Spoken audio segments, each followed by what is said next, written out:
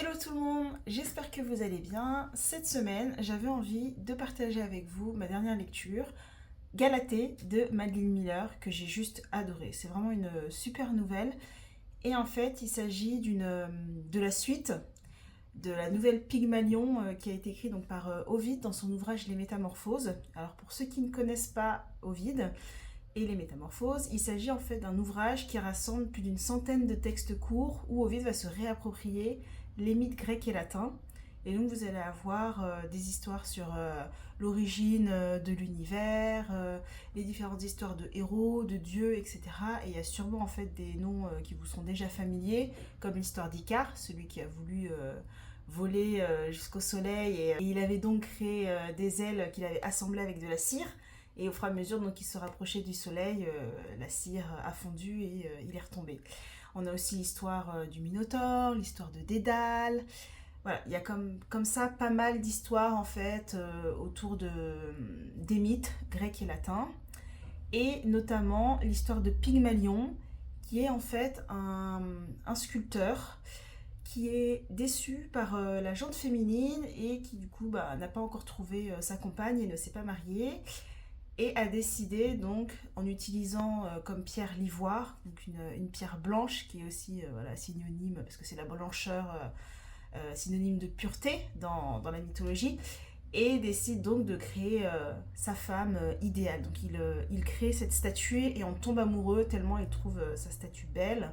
Et en fait, il l'emmène partout, il embrasse sa statue, il caresse sa statue, il est vraiment amoureux de cette statue.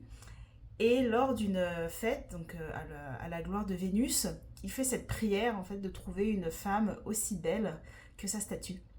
Et en rentrant chez lui, en reprenant donc cette espèce de rituel euh, de, de faire un bisou à sa statue et de caresser cette statue, cette fois-ci, en fait, en la touchant, il se rend compte qu'elle est plus aussi froide qu'avant, qu'elle est tiède, que la pierre n'est plus dure, mais au contraire est molle, et en fait, la déesse Vénus a donné vie à sa statue qui devient donc ensuite sa femme.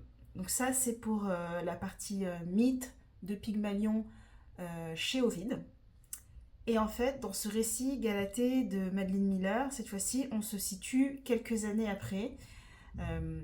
On découvre en fait Galatée, donc qui est le nom de cette femme, parce que dans les Métamorphoses d'Ovide, la statue n'avait pas de nom. Et on découvre en fait la suite de leur histoire. Et c'est assez troublant parce que on découvre une Galatée qui est soumise, qui est malade, qui se trouve dans ce qui ressemble être peut-être un hôpital, alors un hôpital, peut-être un hôpital normal, un hôpital psychiatrique, on ne sait pas vraiment. Tout ce qu'on sait, c'est qu'elle est enfermée dans sa chambre, que le médecin ou la garde malade lui demande toujours de rester allongée parce que elle est décrite comme ayant une santé fragile. Et Galatée, en fait, ce qu'elle aimerait, c'est pouvoir sortir, se dégourdir les jambes, pouvoir sentir aussi le soleil sur sa peau. Mais tout ça lui est refusé et on lui dit non, non, il faut absolument que tu restes assise. Enfin, allongée plutôt. Et suite à ça, donc son mari vient de temps en temps lui rendre visite, donc Pygmalion.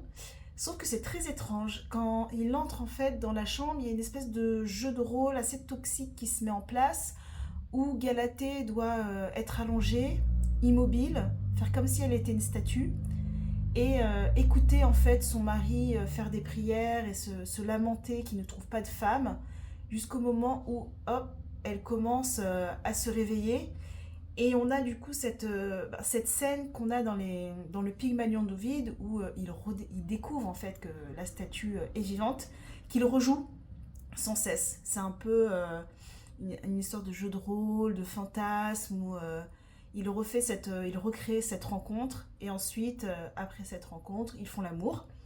Sauf que on comprend très vite que Galatée elle en a marre d'être enfermée, qu'elle se sent coincée, que les rapports ne sont pas nécessairement consentis et que elle aimerait bien des fois juste être libre. Et on comprend très vite en fait que son mari la garde dans un état de soumission où les médecins qui sont normalement une profession censée soigner là aident aussi ce mari, ils sont un peu complices et la gardent dans cet état de soumission avec des tisanes notamment qui vont la droguer, la rendre fatiguée, ou elle va même des fois avoir des incontinences. Et on découvre en fait assez rapidement que Pygmalion est un homme jaloux, possessif, qui veut à tout prix garder sa femme en lieu clos pour la préserver en fait de toute influence. Ce qui est particulièrement intéressant dans cette nouvelle réécriture avec Madeline Miller, c'est qu'on a cette fois-ci donc le point de vue de Galatée, qui dans la version originale, donc avec l'histoire de Pygmalion, ne parle pas, n'a pas de prénom. Et donc cette fois-ci, on va avoir son point de vue. On comprend que cette vie qu'elle mène ne lui convient pas du tout, qu'elle a envie de liberté. Et surtout, ce qui est dénoncé ici, c'est son statut d'objet. Parce que là où effectivement, c'est très clair dans la nouvelle d'Ovide, où on voit cette statue qui devient son épouse parfaite, donc on a vraiment l'objectification de la femme. Mais dans la version de Madeline Miller, on a en plus de cette objectification également une soumission à travers tous les différents jeux de rôle dont le mari force Galatée à prendre part pour rejouer sans cesse cette scène originelle de rencontre. J'ai vraiment adoré cette nouvelle parce qu'on retrouve toutes les thématiques autour de l'objectification des femmes, la soumission des femmes, de également cette espèce de Pygmalion qui est jaloux, pervers, possessif, qui aime une femme mais en même temps déteste les femmes. Et on peut faire aussi ce lien avec l'actualité, où on retrouve notamment ces hommes qu'on appelle les incels, qui ont absolument envie d'une copine, mais en même temps détestent les femmes parce qu'ils sont célibataires et pensent que les femmes ne sont pas intéressées par eux. Et, euh, et en fait, c'est une nouvelle qui est vraiment d'actualité. D'ailleurs, ça me fait penser qu'il y avait un super documentaire France TV sur tout ce qui était masculiniste, incel.